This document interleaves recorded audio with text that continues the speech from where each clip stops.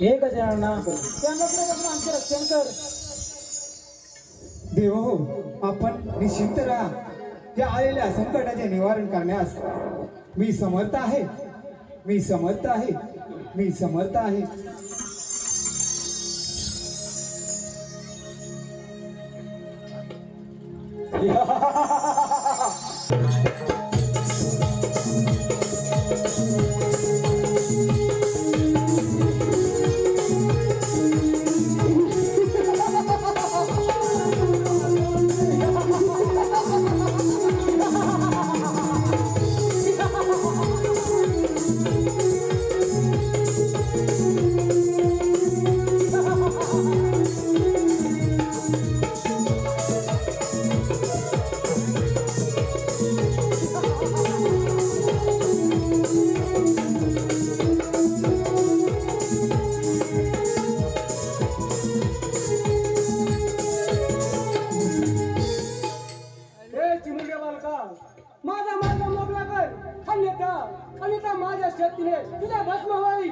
अनलासुरा, त्या देवतांची स्थाने त्यांना परत कर, नाहीतर प्राणाला मुक्सी. हे चिमुरड्या, हे कदापि शक्य होणार नाही. अरे अनलासुरा, मूर्ती लहान असते म्हणून काय झालं? कीर्ती महान आहे.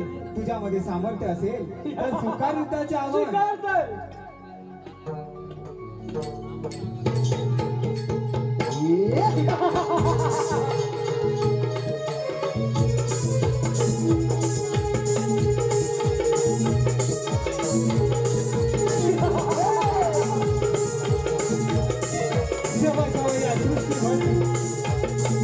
संकट आली तेव्हा तेव्हा या विघ्न हरता गणेश आले. त्या संकटावरती मात केली. आता हा विघ्न हरता गणेश आता आलेलं अनलासुराचं महाभयंकर असं संकट पाहूया. विघ्न हरता कोणत्या समाजात बदलतो.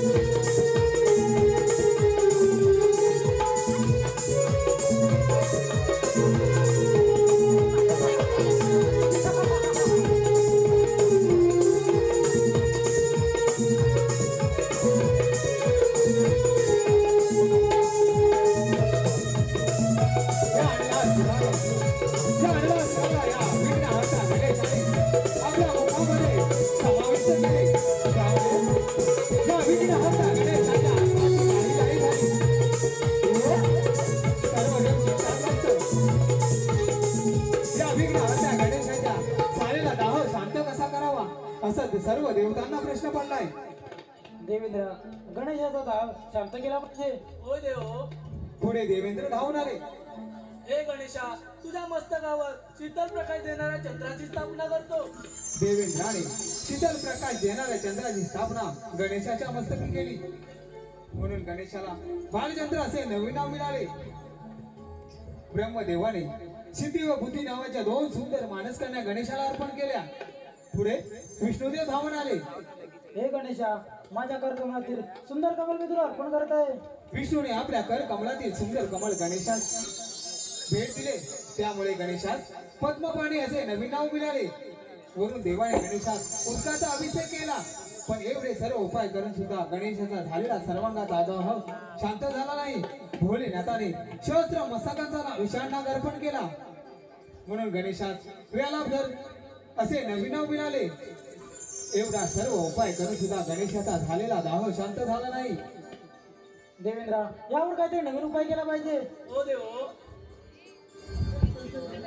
शेवटचा उपाय म्हणून 88,000 ऋषी मुनींनी 21 दुर्वांची प्रत्येक एक जोडी गणेशास समर्पित केले. ओम श्री सिद्धिविनायक नमः. ओम श्री गणेशाय नमः. ओम श्री गणाधीशाय नमः. ओम श्री गजाननाय नमः. ऋषी मुनींनी 21 दुर्वांची जोडी गणेशाला अर्पण केल्यामुळे गणेशाचा झालेला सर्वांगाचा दाह शांत झाला. नानावी उपाय करून सुद्धा माझ्या सर्वांगाचा दाह शांत झाला नाही.